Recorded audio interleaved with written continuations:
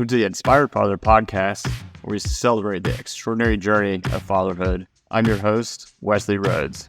Join us as we bring heartfelt, empowering stories from fathers all around the world, the joys and challenges to the triumphs and lessons learned. This podcast is a beacon of inspiration for every dad out there. So let's embark on that adventure of fatherhood together and get inspired.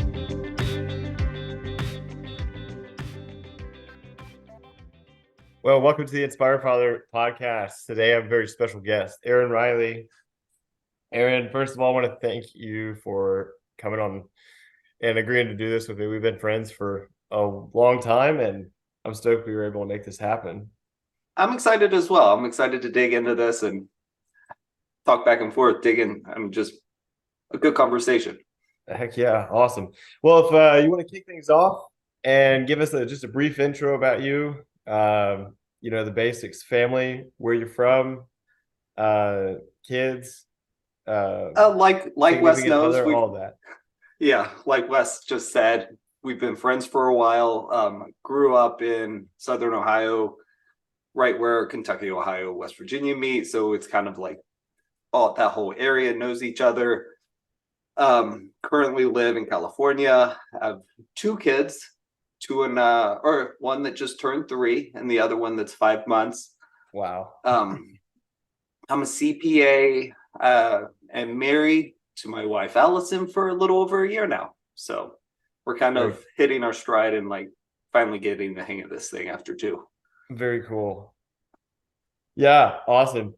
And you and I met through cycling, and another mutual friend who I hope to wrangle onto this podcast as well. I hope you get it. Yeah, exactly. And then your wife, Alison, she's from California? She's actually from Florida. Oh, wow. Okay. She's from Southern Florida. Yeah. We met in Colorado, and we've kind of been all over the place. We met in Colorado. It was shortly after meeting that Sawyer came around. It was definitely not planned. So it was a huge life-changing event that it was hard on both of us, to tell the truth. And it took a whole lot to get to the point that we're at. And we lived in the first year that Sawyer was around, I think we lived in 4 different places, just trying to figure out where, because Alison was from Southern Florida. She went to school at UF, went to law school in Texas and lived in Southern California, and then decided she wanted to try the mountains, and it did not work out. She was not prone to the cold. Okay. So that's what spurred the move. Yeah. Back to California. Gotcha. So, okay, it went Colorado, Florida. 2 places in Colorado. Yeah. Then Southern California.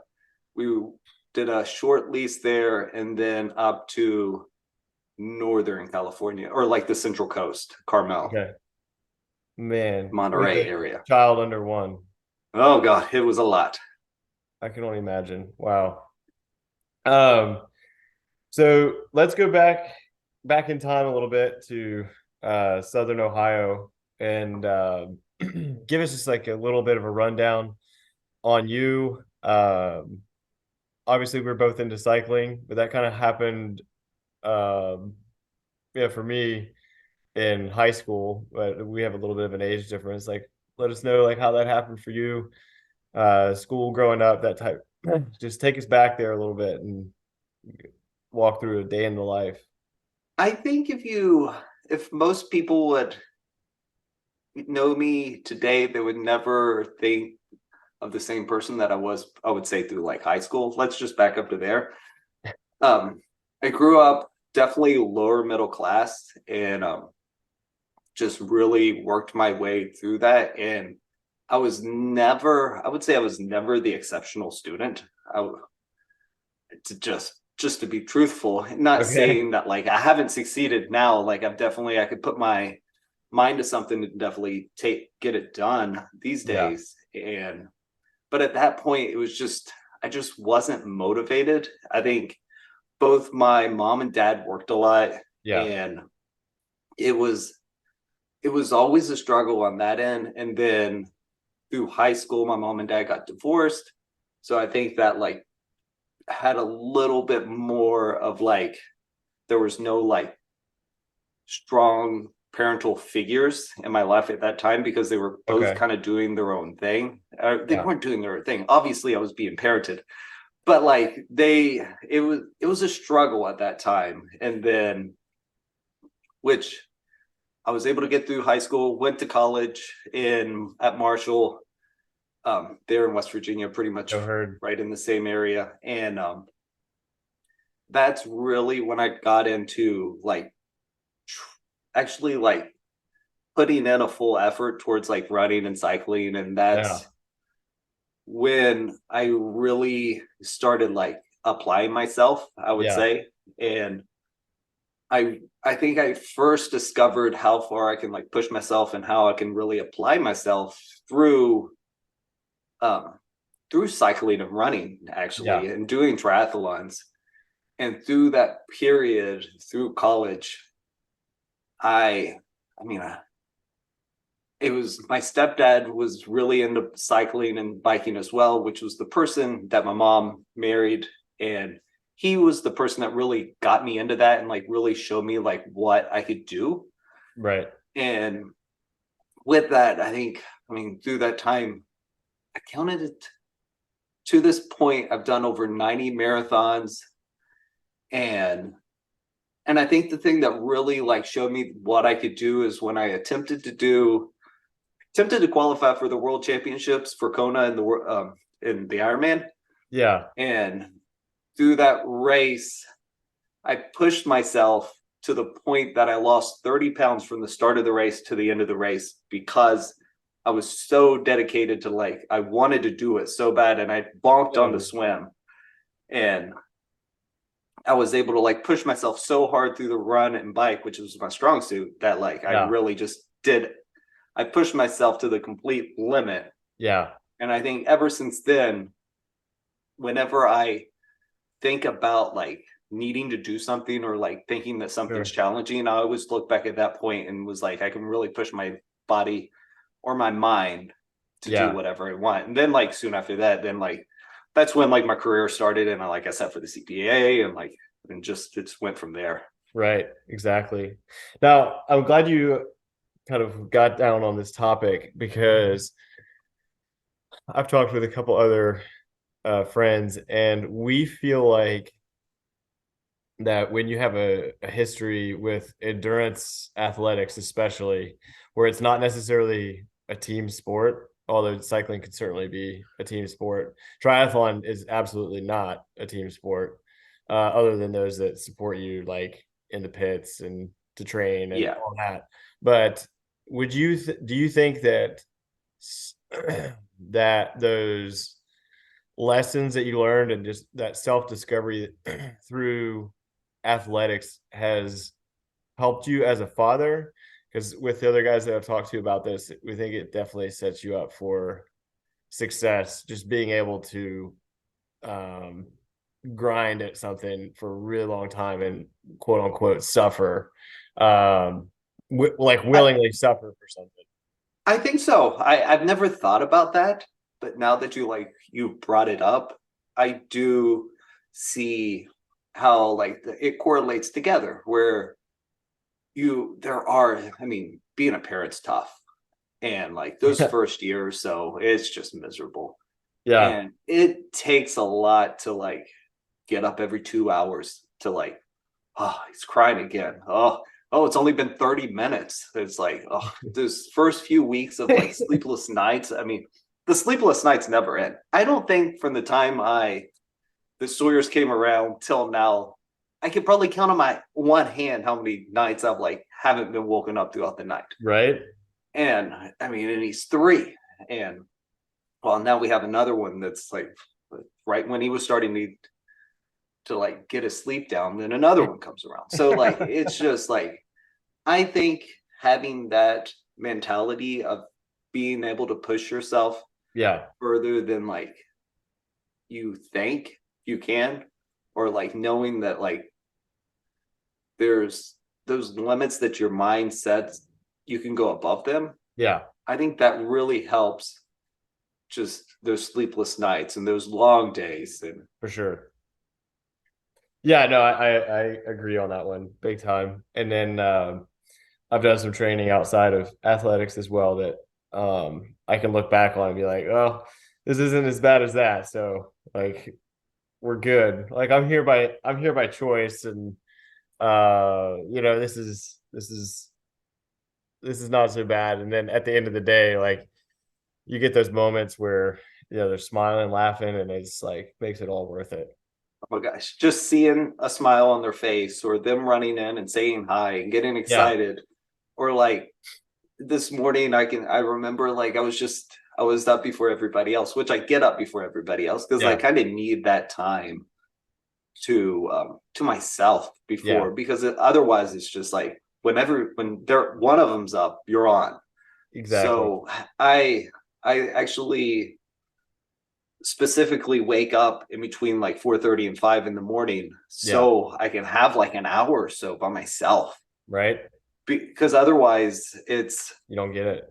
You don't get it because you can't think for yourself almost, because you're like, just for anybody that may have forgotten what it's like to have new kids, and for those who don't have them yet, like you're just constantly triaging the situation, and so there's not a lot of time to think about you and like moving the ball forward. It's just a constant like I have a friend that's getting ready to have a kid in a couple months. It's going to be his first, and like I just told him, I was like, it's going to be such a life-changing event that like it's more than anybody could ever tell you, like the amount that it changes your life, and in a great way. Like I don't regret it one bit, or like it's like the biggest joy in my life, taking care of my kids and like just seeing them progress pretty much month to month at this point.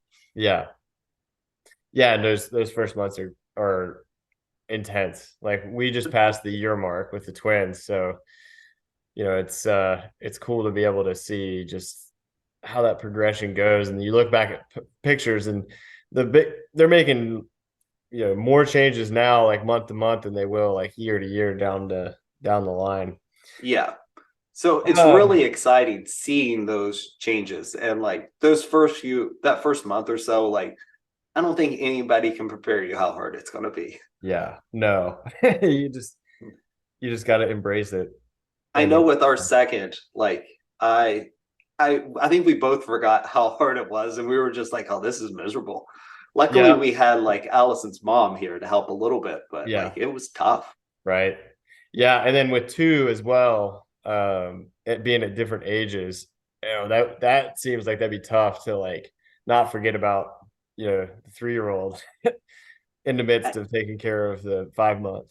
You can't. I mean, that's not an option. So it's like the difference between 1 and 2 is like you have 2, so like you don't know the difference. You don't know the difference between 1 and 2. Like you don't have to carry 2 different types of diapers. Like it's the same. Well, that's the thing. And like with one of you guys always have some free time, but with 2, there's a lot of points that nobody has any time to get away. You're both on. I think about the people with like triplets and quadruplets, and I'm like, I have no idea. Like I don't know how you do it with twins. So like, I think that's impressive, but like more than 2, I don't know how you do it. Yeah, we're definitely a team, that's for sure. But you have to be. There's some times where like just the logistics of 2 mobile-ish, but immobile, like, and then I could direct them to where they need to go. Humans, it is quite tricky, but that's the thing, just getting around, like it just has to be tough for like one of you to take both of them if you need to go to the grocery store, or you need to run out and get something. We live walking distance to the grocery store, so we actually walk with the stroller to the grocery store. So we just do like little mini runs like almost every day. Yeah. You would have to. Otherwise, like if one of you guys had to take both, like I don't know how you would do it. I mean, it would be done, but like it has to be done. Intense. Thanks for listening to the Inspired Father podcast. We'll be right back after this message. You've been listening to the Inspired Father podcast. My name is Wesley Rhoads. Thanks for listening. The only thing that I could ask of you guys right now is that you subscribe and share this with somebody who you think could benefit from these messages. Thanks again for listening, and enjoy the rest of the show. So let's change gears just a little bit, and I'm going to ask you a question. Okay. What does it mean? What does it mean for you to be an inspirational father? Or what do you hope that, what does that mean for you now? And then what in the future do you hope that will mean? I think an inspirational father, I want my two boys to grow up to want to be exactly like me, or at least be better versions of me. But I want to show them the best you can be and be that person that they look up to for an extremely long time, and they strive to be that. And they want to be, they want to be as good of a father when they're having kids as I was when they were kids. I love that. That's cool. Yeah, that's a good mentality to have when you're just approaching everyday life. Yeah. Because now Sawyer is at the age I remember like my first memories at 3 years old. So like he's getting to that point now where like I mean, obviously everything up until now is important, but like now at 3, like memories are developing. So like you never know like what's like, captured and what isn't. Yes, memories are developing. He's repeating and like mimicking everything that you do throughout the day, everything that he sees. And it's you really have to be on your toes these days. Yeah, exactly. And from as a father to other fathers, what do you hope that other fathers can get out of this conversation? I think the biggest thing I would like to for them to get is that you're not alone, and that everybody's going through it, and it's tough, and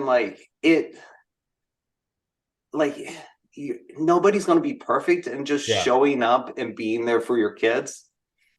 I hope that they see that like that's all it takes, is just showing up and being the best person that you can be, and knowing that like it's a challenge and it's tough for all of us. Like I have great days, and some days aren't so good. And if like Sawyer's not like the happiest, it's like it's really tough to like show up. So just knowing that like you're not the only one going through this, and it's really hard.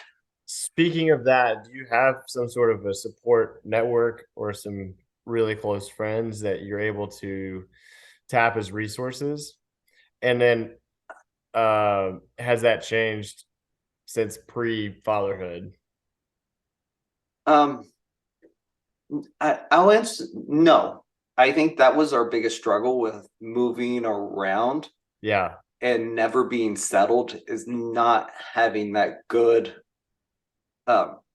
community to like lean back on. And since we're in Palos Verdes, which is like southern LA now, and since being here and with our second, Alison's joined like mom groups, and so there's like mom groups out there, but I've actually thought, I was like, there's no real dad groups out there for like dads to like get together, and which was like one of the motivating factors with wanting to be on here, is like I think this was a great resource, a place for dads to come to kind of like see that you're not in this alone, and it's tough, and like we all have our challenges, and like just maybe just one thing, somebody might hear one thing and it might click in their head and be like, oh, I never even thought about that, or it's like, oh, maybe I should try that. It'd make things a lot easier.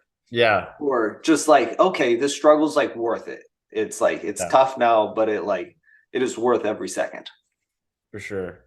Yeah. And I feel very blessed in the situation that I'm in, and that when we moved here to Davidson, North Carolina, like, we knew she was pregnant whenever we moved here. But I just like, we lived a life before this that we moved around a lot. And I think just because of the way that I have lived in the past, I've learned to make friends very quickly. But a really good resource that I found and I just doubled down on it as soon as we moved here. Is a men's workout group called F3. It's a fitness, fellowship, and faith, right? And we meet every morning at 5:30, just in a field in front of the library, and we work out, do like a boot camp style workout for 45 minutes, and then a lot of guys after the workout will grab a coffee, chat, fellowship, and then on certain days we do some structured events. We'll like do a book study, or some sort of like leadership development, or break up into small groups. And that has been hugely helpful because the guys that I've found myself surrounded by here are just top quality, and huge amount of support. And so I made it a point to be there every day. And then when the kids came, we just had this huge support network. Like, we didn't have to make a single meal, I think, until Christmas, because wow, that's all the guys nice. just kept like bringing us food. That's amazing. Going. And so for anybody out there that's looking for that community, it's free, first of all. So it's just F3, right? And anywhere from 5 to 30 dudes will show up and work out, suffer a little bit together, and it's been like a game changer for me. And it's I'll have to look into that. It's all over the country. Not all. Yeah. It's actually all over the world now. So I bet you could go and look and find a group. I'm sure I could find one down the road from you. Yeah. So that's been hugely helpful for me. But would you say that you feel like there's not a good network for guys to plug into? I know I've got some really good friends that I will call on whenever I'm struggling with stuff. Do you feel like you have like a good network there with family or friends? If I need to call, there's somebody there. Yeah. But like on a day-to-day basis, it's tough. Yeah, gotcha. Yeah, especially moving like that.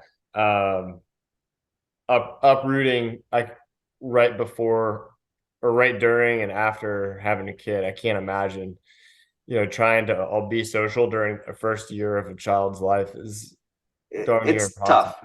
It is. But like, one good thing where we recently moved, it's like, I think we hit the jackpot. I didn't think neighborhoods like this existed. And it wasn't our top choice. It was actually quite low on the list, but it was just like the perfect house that popped up.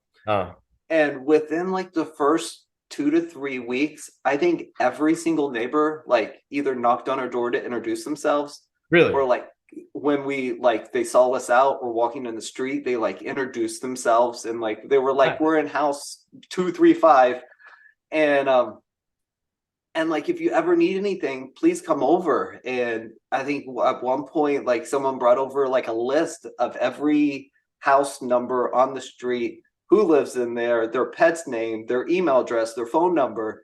And like, finding this community, like, it wasn't expected. I think this is separate than like the dads, like having a place for dads to go, but finding a community for like the whole family has been really rewarding. And like, it is like solidified that like this was the right house. I mean, at one point, like, a high schooler knocked on our front door and was like, I babysit. If you ever need somebody to babysit, here's my name and number. Wow. I was like, where does this happen? Yeah. That's wild. We certainly don't live in that community. I don't think it exists anywhere else. I didn't expect it. I was like, it's 2020 something, and like, I didn't realize like people communicated with or like were so friendly with their neighbors these days. Yeah, that's another thing you brought up as far as timelines are concerned. You also had Sawyer at a very difficult time in the world. Yeah. And then trying to move on top of all that craziness, that would just compound all of the things that we're talking about right now. It does, because like during the COVID times, like there was no groups, there was no place to like really get together because it wasn't allowed. And like just people were still hesitant about doing it. It wasn't until like the past year or so that people are way more relaxed about getting together and like having those group outings. Yeah. Yeah, good. I just kind of put that all together as well.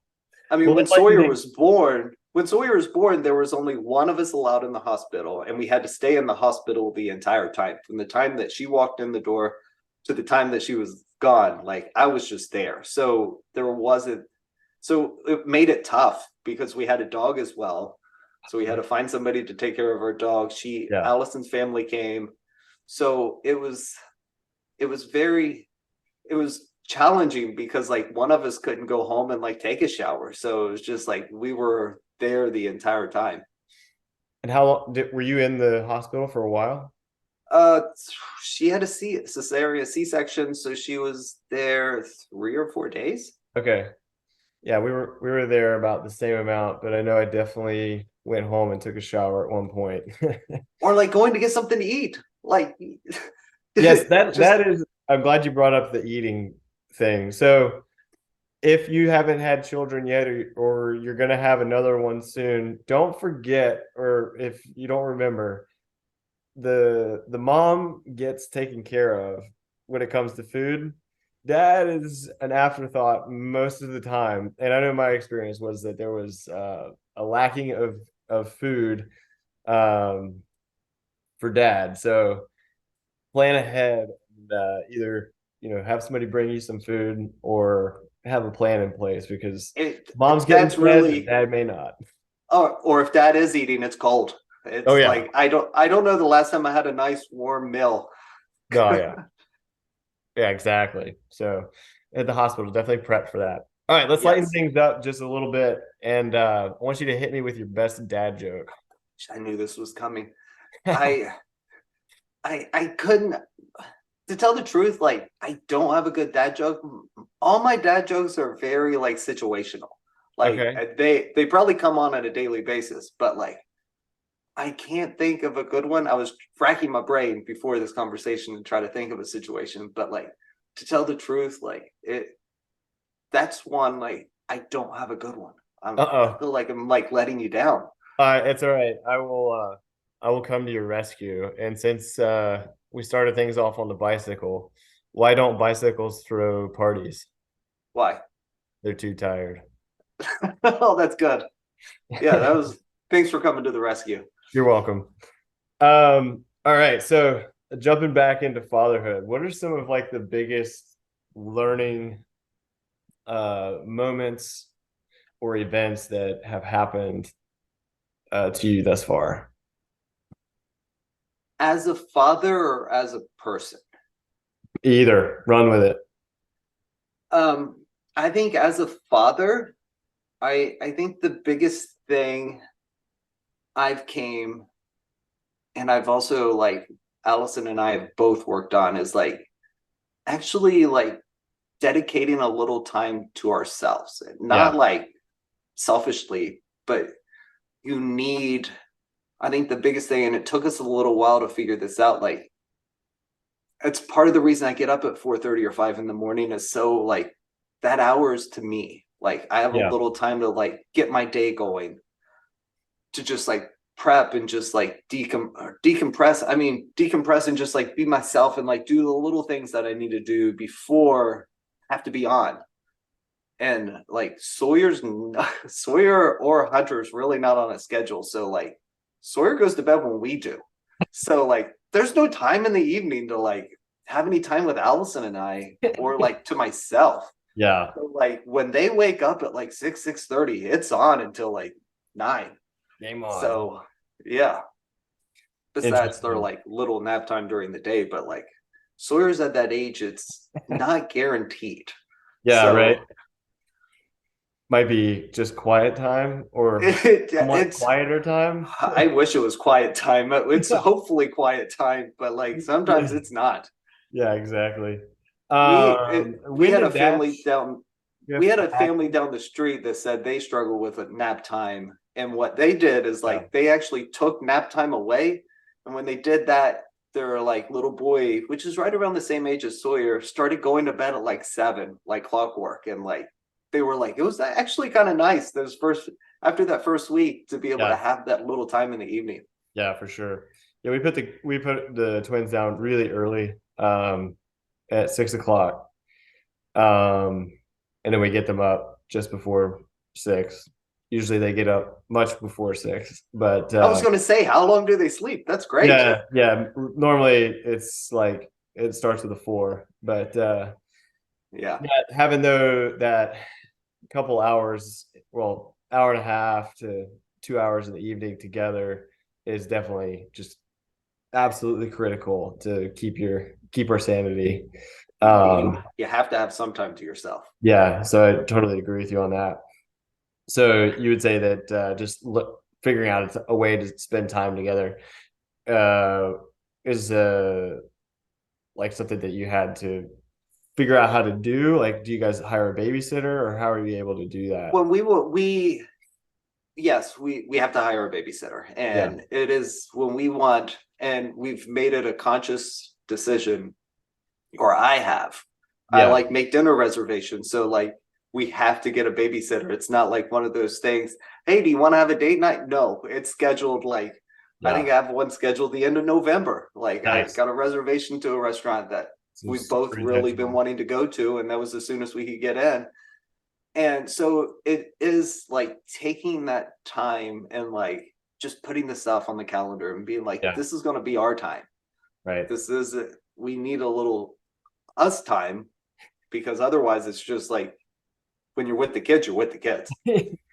I don't know if this has happened to you or not, but it's like, oh yeah, we should go on a date night. It's like, oh, we went out on a date the other day. And it's like, oh no, that was like 2 months ago. Oh yeah. It hit a point that like it was months since we've like were able to like do a date night. So that's why I put it on the calendar, and I at least do one a month. Yeah. We have one. I try to do more, but like sometimes it just doesn't work out, but like at least do one good one. Yeah, you gotta be intentional about that for sure. Well, we talked about learning moments. Is there anything with any regrets that you have had as far as like maybe ways you acted, things you did, said, or wish you could have done differently, knowing what you now know, when it comes to fatherhood? There is definitely times that like it's been a long day at work, and like I definitely like got upset with Sawyer with like just something that he's done, like it that I wish I wouldn't have, but like I think it's happened once or twice, but I really consciously, when I know I'm not 100%, or it's been a long day at work, or a long week at work, it's just sometimes I consciously have to like remind myself and just take a breath. But there's definitely been times that like I've yelled at him when I shouldn't have yelled at him. Yeah. No, because it is just, there's not ever really any relief, right? You're just grinding and grinding and grinding. Like it's very hard to keep it together sometimes. So I think we've all been there. I definitely have I've definitely had some situations where it's like, oh man, I wish I could have handled that a little differently. And if you haven't, I don't think you're involved enough. Like yes, you're there, but like if you are able to scoot through like toddler years and not like just not break a little bit, like maybe that's a wake up call to like, maybe I need to spend a little bit more time, or I need to focus more on the kids. Because if you're focusing 100% on your kids, like it's gonna happen. Right. And it's too easy to get like wrapped up in like social media or a book or just like work alone, to like you could be wrapped up in that and not be 100% focused. And it's one thing that if I'm around Sawyer or Hunter, I'm 100% committed to like, they have my full attention. Yeah. Can you hear them going off in the background? No. Okay. I was actually listening to just a little tangent. I was listening to one of your other podcasts the other day, and it was like you were breaking in for something, and I heard him in the background of you speaking, and I kept turning around and was like, is that Hunter or Sawyer? I was like, are they yelling? I know, right? Yeah, you just get so in tune to that noise once you have kids. And I might have been hearing them, and like I just assumed it was up mine. So like that it could have been, because I was like hearing kids, but like I was just assuming it was like my wild two boys that are just like constantly making noise and like bouncing off the walls. Yeah. We're similar stages with the young ones. You're like a little bit ahead. Is there any gear or equipment that you just couldn't live without?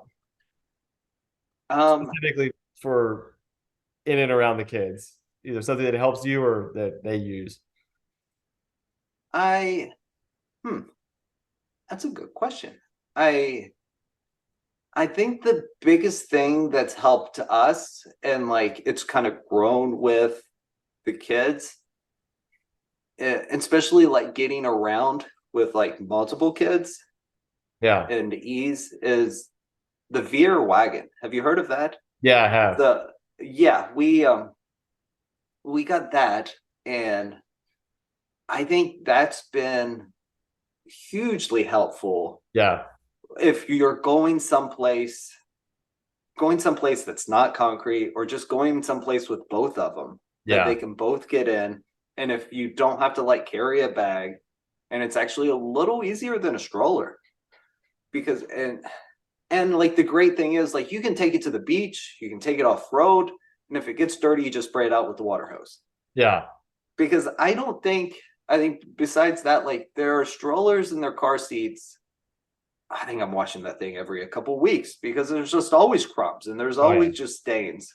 And the other day, like Sawyer was eating a croissant in his car seat, and like, of course, it all didn't go in his mouth. Most of it went in the seat. The next day, he got in his seat. He was walking around, and all of a sudden, Alison goes, "Did Sawyer use the bathroom in his pants?" I said, "No, it's a stupid croissant from the other day that was in his seat."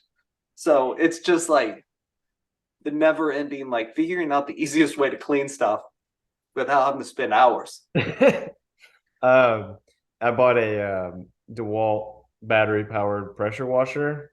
Yeah. Money.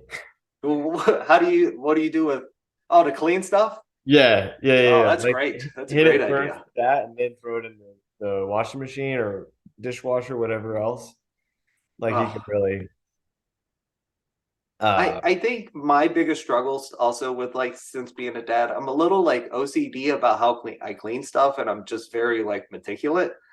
And like, I spend, Alison gets on me, I spend way too much time cleaning stuff, but like I struggle with stuff not being perfect. She, on the other hand, can just go however long, but like I just feel like I'm always like trying to keep stuff as clean as I can, because it's a little thing that bothers me. But like, I mean, I've really like, I'm a lot lenient on it these days, but it's it's definitely like a struggle that I've had to like not be as OCD about how stuff is clean, or like the status of it. Right, exactly. No, I'm glad that I don't struggle with that to the same degree. I have another friend that I race bikes with that is like OCD, not Ryan, somebody else. But anyway, it's like a full cleaning of the sterilizer between uses of using the sterilizer to sterilize something else. It's like, dude, too much.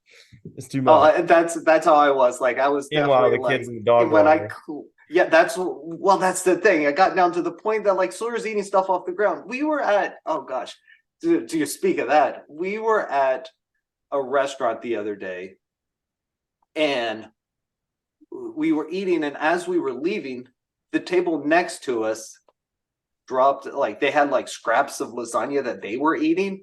When we were leaving, Sawyer got under the table and started eating the lasagna that the other people had already ate, but it was on the floor. Like I was just like, what are you doing?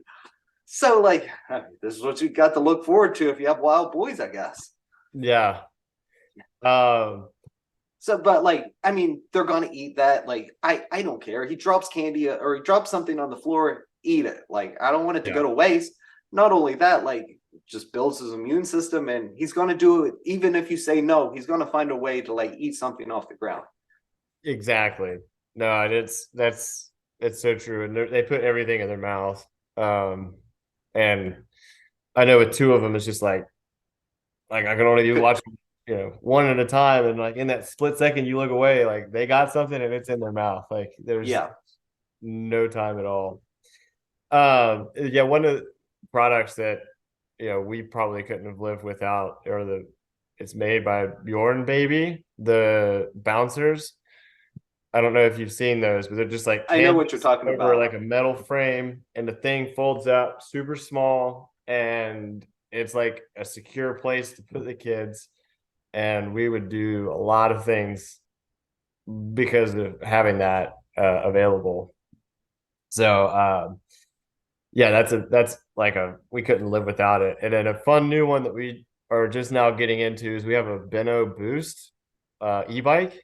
It's a cargo e-bike, and you can actually put 2 Thule Yep kid seats. That's my next purchase. On the back of it, like a long e-bike, like a cargo e-bike, a long one, so you can put both. Once Hunter's big enough to be able to sit on it. They say 9 months for the seat, but the shoulder straps are a little bit high for, I would say, 9 months. But now they're at a year, and it fits them really well, and it's so fun. I think it's that little bit of peace and quiet too. Yeah.